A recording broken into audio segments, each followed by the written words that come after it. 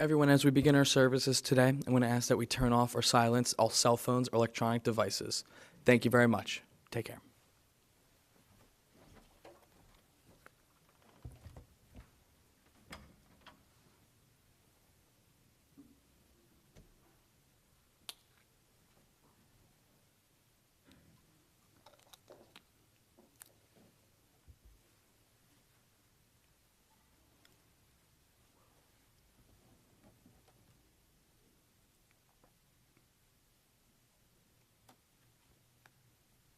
Welcome.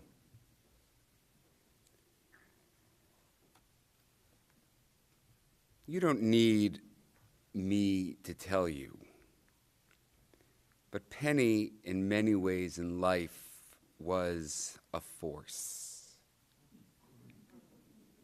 You know.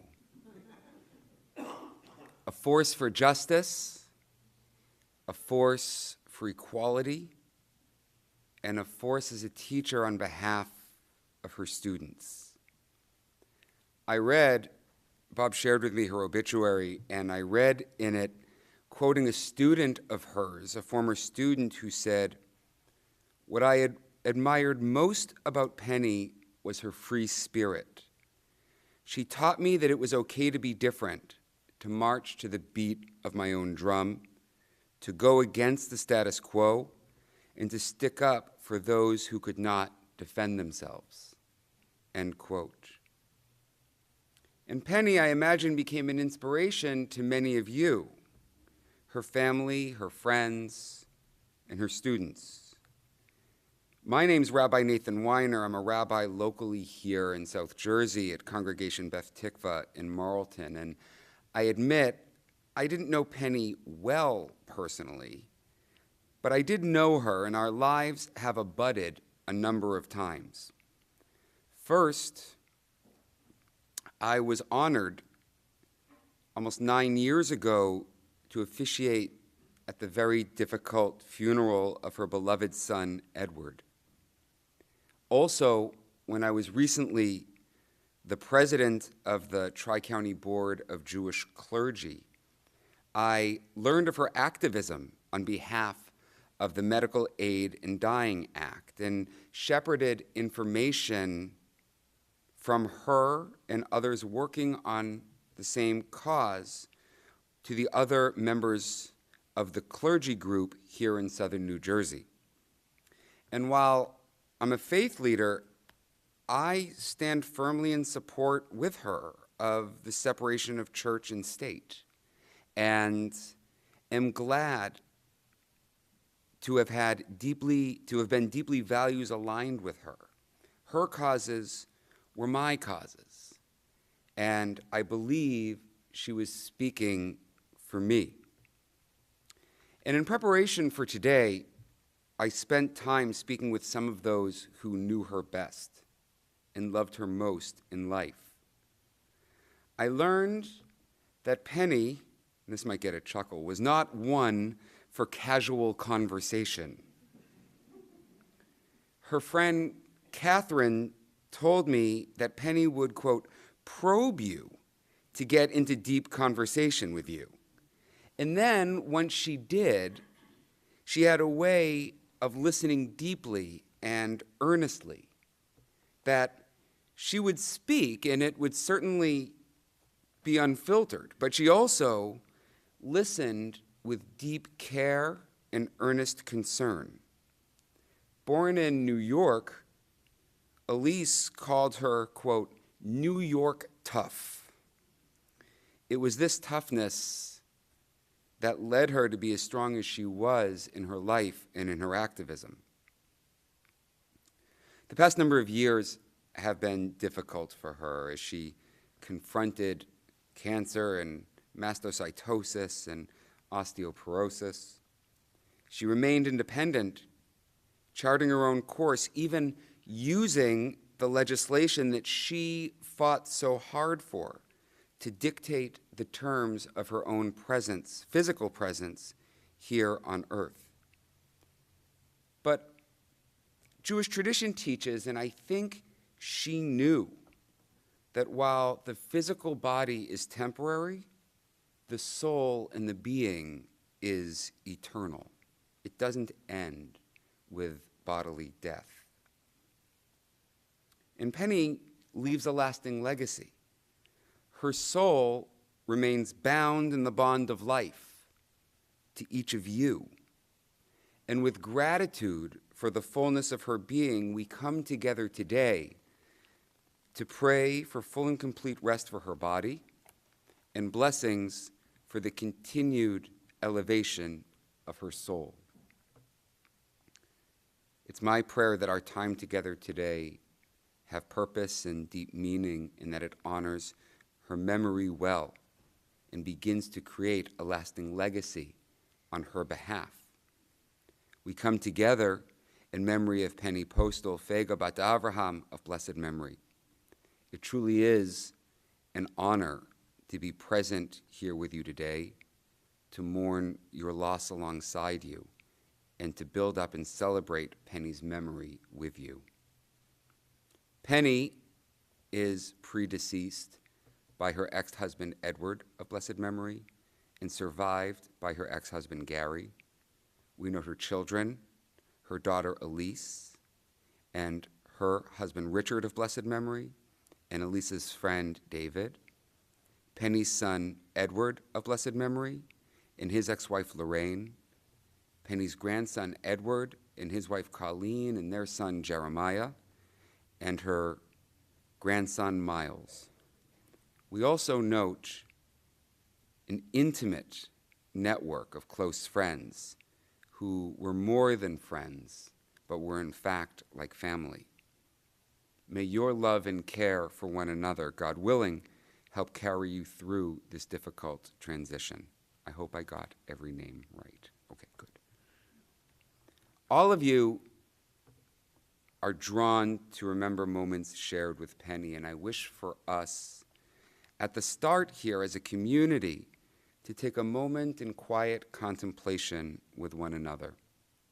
I invite you to set your intention, your kavanah, on a positive memory of Penny. If it's one that brings a tear to your eye, that's okay. If it's one that brings a smile to your face, that's okay too. We're going to take a moment now in quiet for you to focus your intention on her kavod, her honor, and her memory.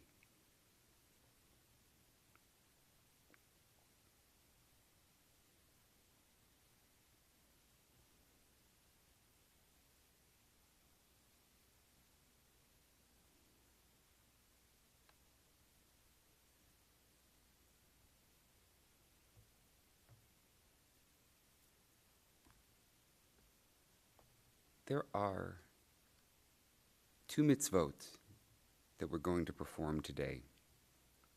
For most of our time, first and foremost, we perform the concluding piece of a mitzvah called Kavod Hamet, honoring the deceased. And for most of our time, for all of our time at the chapel and much of our time graveside, we keep our kavanah, our intention, on that, on Penny's memory.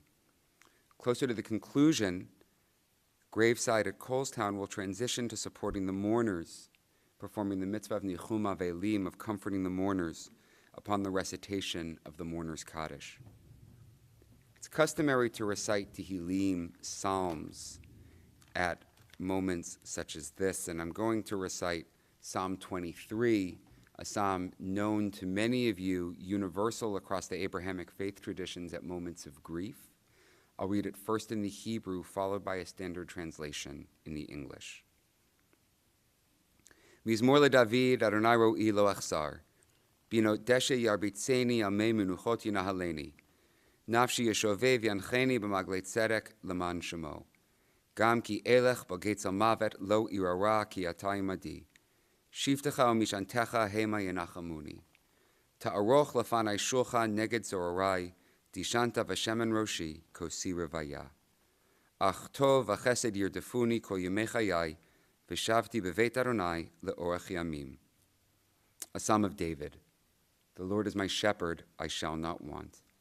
He maketh me to lie down in green pastures. He leadeth me beside the still waters. He restoreth my soul. He guideth me in straight paths for his name's sake. Yea, though I walk through the valley of the shadow of death, I will fear no evil, for thou art with me. Thy rod and thy staff, they comfort me.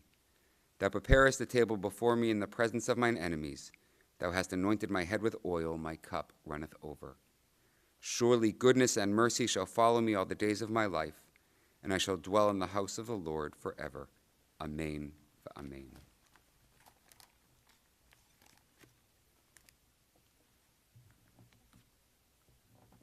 From Ecclesiastes, there is a time for everything and a season for every activity under heaven, a time to be born and a time to die, a time to plant and a time to uproot, a time to kill and a time to heal, a time to tear down and a time to build, a time to weep and a time to laugh, a time to mourn and a time to dance, a time to scatter stones and a time to gather them up, a time to embrace, a time to refrain, a time to search and a time to give up, a time to keep and a time to throw away, a time to tear and a time to be mend, a time to mend, a time to be silent, and a time for speaking. Now is a time for speaking, to offer eulogies, or in Hebrew we call them a hesped, to raise up her kavod, her honor. We'll hear from a number of folks. We're going to hear from dear friends Robert and Marianne and Celeste, and then we'll hear from David. Robert?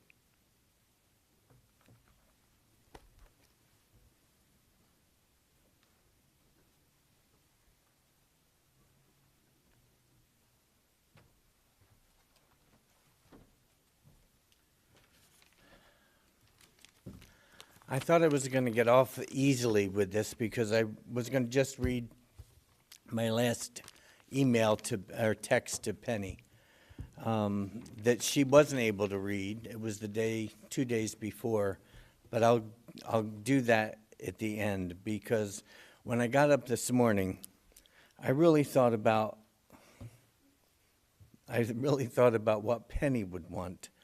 And when we got here this morning, Elise reminded me that Penny had told us both at one point she wanted a lot of wailing. And I'm so glad you did that, because that's exactly the response she wanted. So we're going to wail here. There are several guidelines that we have to follow knowing Penny. And above everything, be alert and ready to defend. Rule number one, guideline number one, never end a sentence in a preposition. Number two, think before you speak, for your sake and hers. Number three, be ready to be on the defense or the offense. Be able to humor her. Never shop at Walmart, Hobby Lobby, or Chick-fil-A unless you want to hear about it. Always suggest, when asked, Chinese, Indian, or pizza.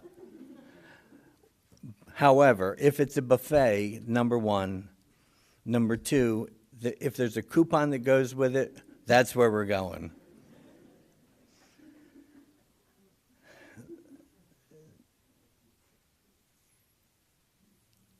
Always speak your truth to Penny. And the last one is never, when speaking about politics, never mention the number 45.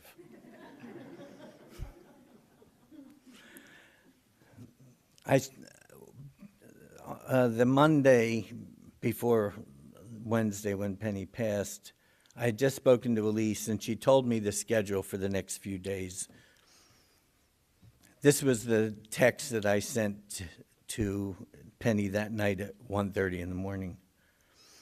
Penny, I have read the MAID Act, and I am so thankful to you for making this humanitarian law in New Jersey. Your courage through all of this and your participation has given your life meaning to thousands of suffering patients in New Jersey. As I reflect on our 40-plus years together, I'm so thankful that you were with me.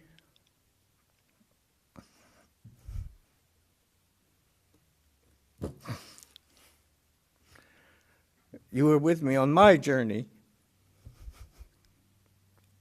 I wasn't going to do this. I only pray that when my time comes, that I will have left as an important mark on the world as you have. Your unique perspective on life has always raised my own consciousness, and you helped guide me on my path. I will forever love and adore you. And while some may question our existence, I am certain that the love energy we've shared will find its way through the universe, and we will be joined with Eddie and all those others whose spirit of love has touched us ever so briefly as we pass through this world. I am not far behind you, my dear Penny. I love you. If you need me for anything, please let Elise know. I am your eternal friend. Bon voyage, my courageous.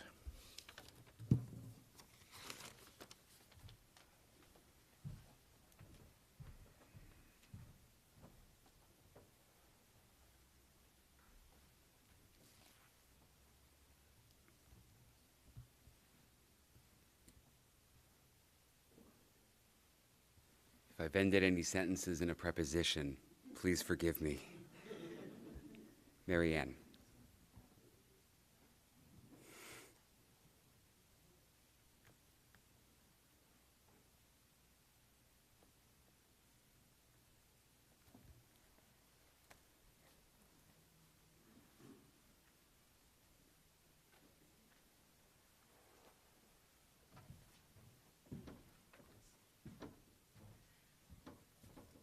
Well, Bob, I knew you were going to make this hard to follow.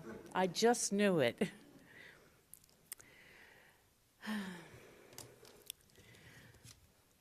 I decided to share my life with Penny. How does one share the highlights of a 35-year relationship in a short period of time? Our tale begins at Triton High School as members of the English department. Little did I realize, as luck would have it, Penny and I would be roommates. How this little free-spirited, creative woman managed to survive life with an overly organized neatnik like myself is really amazing. She nicknamed me Tucker because everything was always tucked into its place. Nothing was ever a mess. I know I drove her crazy at times with my organization of everything, but somehow she overcame all of this, and we managed to survive together. Despite our individual proclivities, we became fast friends. Penny was an amazing advocate for all of her students. If they had problems, they knew her door was always open. She tried very hard to help them in any way she could. If they needed advice, she would offer it. If they were hungry, they came for crackers or other snacks that she kept on hand for them. There was never a time that she would turn them away. Her door was always open, even after school. It always amazed me how many of her former students would come back to see her after they graduated. Penny loved her students, and you know what? They loved her. She set an example for all of us.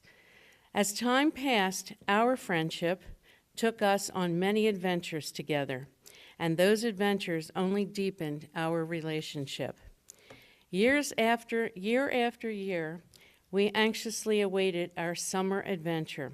We would board our plane and arrive at our destination somewhere, anywhere in Europe. While Penny would enjoy the educational experience, I have to tell you, I would look forward big time to the shopping experience. I mean, unfortunately, she and I were like night and day. Hard to believe, but true. While Penny would upon arrival, we would pick up our rental car and off we would go. Mutt and Jeff. It never mattered where, because Penny was the best navigator of anyone I ever knew. She always credited her dad, a cross-country truck driver, for teaching her.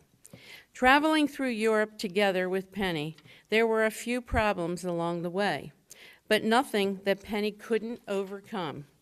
For instance, the time I made a right-hand turn on red in Croatia. I mean, really, who would have known that the traffic laws are different in Croatia? I didn't. Of course, we were stopped by the police, who were not user-friendly. But there was nothing that Penny couldn't fix. Even our ticket when she bribed the policeman with extra cash. And I'm not kidding. I was scared to death. I thought, oh my God, here we are in another country, and she is making a bribe like that. This was only one of a few hiccups that Penny solved in her own special way, as only you can imagine. We all know that Penny was a humanitarian, whether it was a child in her classroom who needed anything or a suffering stranger. Penny was always there for them. But to me, Penny was a part of my heart and my soul. We would marvel and say we had mental telepathy, because we did. We would know when the other needed a shoulder to lean on or an ear to listen to. When I last saw Penny, we held hands for an awful long time. And I knew she had been a very special gift in my life. And she will always be my forever friend, and I will miss her terribly. I hope others here enjoyed her as much as I did, because I'll tell you what, I've never had another friend like her, not even close. Thank you.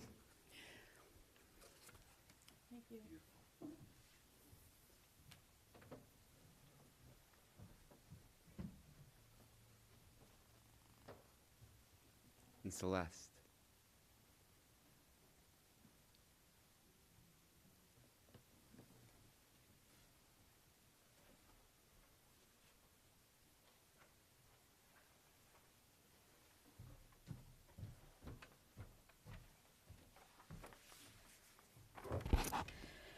It is such an honor to be here and to be able to speak about Penny and celebrate her life. Like Marianne, I first became acquainted with Penny when I was hired to teach English at Triton High School. And she graciously told me, having been there for a few years longer than I had been, that she would familiarize me with the lay of the land. She said it was important that I navigated in the right circles. Any faux pas on my part, it would stick with me for years. There were some, she said, who will never let me forget it. With that, our friendship began. Our classrooms were close together, and one day at the end of class, I heard one of my students saying, "I wish I were in Miss Postel's class. My friend says she's the best English teacher the school has." Well, that's high praise. Any of us who've been teachers know you don't get that kind of praise from your students. So for me, I had to find out what was the deal with Penny. So I started hanging out outside of our classroom, eavesdropping on her lessons. And I have to tell you, listening to her teach, it gave me goosebumps. She was the most passionate, inspiring, committed teacher, and her students adored her. Me, being the competitive person I am, said, I got to get in this league. I got to find out how she does this. So I just watched and learned and listened, and I learned so much from her. Penny's passion went beyond teaching. Anyone who knows her can tell you about her heightened sense of morality and social conscience.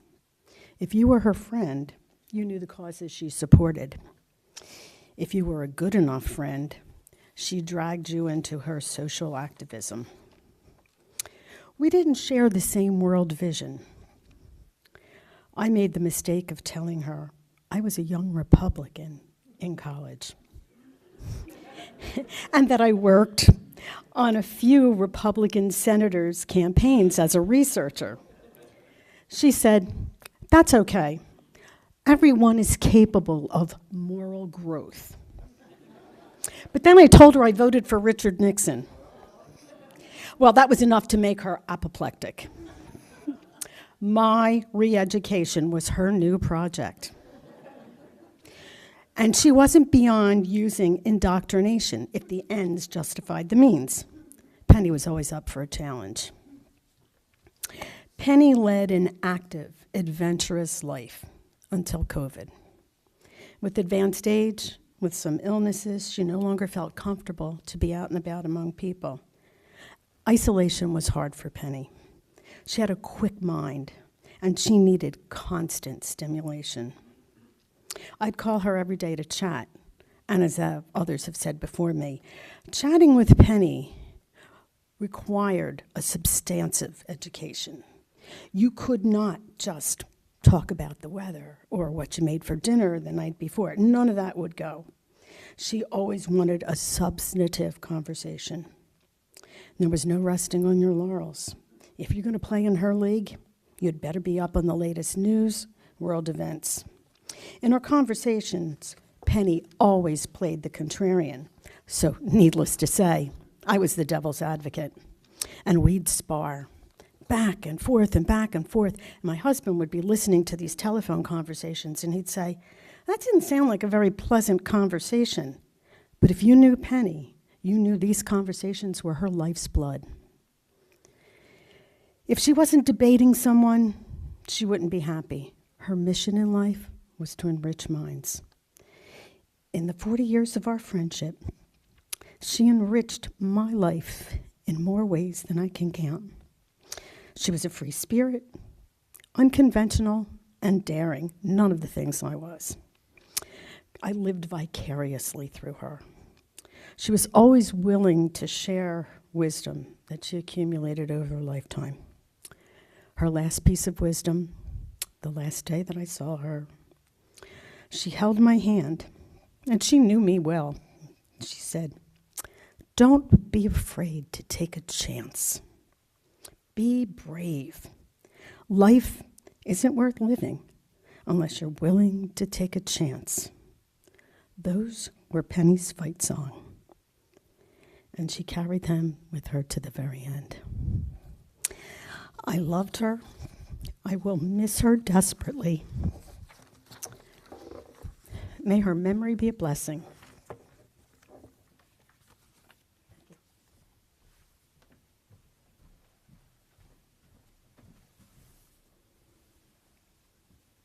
David.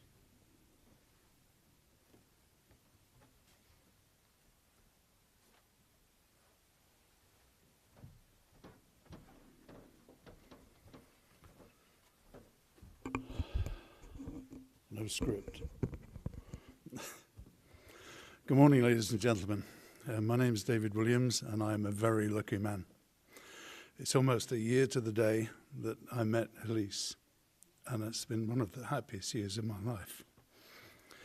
I also had the privilege to come to Cherry Hill in November to a Thanksgiving, and I met Catherine and David and Elise and Mike, and everybody made me extremely welcome. And of course, also I met Penny. Penny is a little lady, but she filled the room with a character and a presence that I've never quite experienced before. Anyway, as I said, Elise and I have had a very happy year together, and as a result, I put on an ounce or two. And Penny was not slow to notice that. So, as we were talking one evening, she said, "David, I think you really ought to get a personal trainer." This is about the third thing she said to me.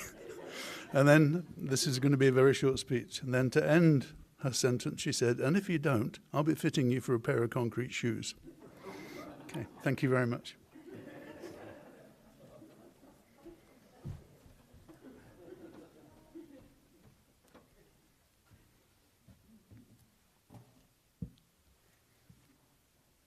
It's with these thoughts and memories and dedications in mind that we move to the central prayer of a Jewish funeral, El Malei Rachamim, which asks that as her body is to be laid to rest, that her soul be granted true rest in the wings of God's divine presence. If it's comfortable physically for you to do so, I invite you to please rise.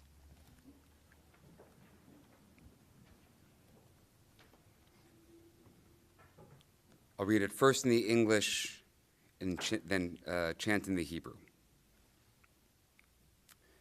God, full of compassion, who dwells on high, grant true rest upon the wings of the divine presence in the exalted spheres of the holy and pure, who shine as a resplendence of the firmament to the soul of Penny Postel, who has gone to her eternal home. For charity has been donated in remembrance of her soul, may her place of rest be in the Garden of Eden. Therefore, may the All-Merciful One shelter her with the cover of God's wings forever and bind her soul in the bond of life. Adonai is her heritage. May she rest in her resting place in peace, and let us say, Amen. El Malei Rachamim, Shochen Bamromim, Hamitzei Menucha Nechona, Al Kanfei Hashchina, B'malot Kedoshim Utehorim, Kezohar Harakia Mazhirim, Et Nishmat Fega Bat Avraham, Shelcha Le'olama, Ba'avor Shenadvu Tzadaka, Ba'ad Hazkarat Nishmata, Began Eden Tehe Menuchata, Lachen Bal Harachamim, Yastireha B'setar Kenafav Le'olamim, V'yitzror B'yitzror HaChayim Et Nishmata, Adonai Hu Nachalata, V'tanuach, Al Mishkava B'Shalom, V'nomar, Amen.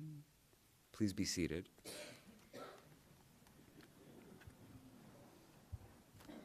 Our time together here at the chapel is drawing to a close. The family asks that donations in lieu of flowers please be made to either the ACLU or Americans United for Separation of Church and State. Immediately following our time together at the chapel, we'll make our way in processional to Colestown Cemetery in Cherry Hill for interment.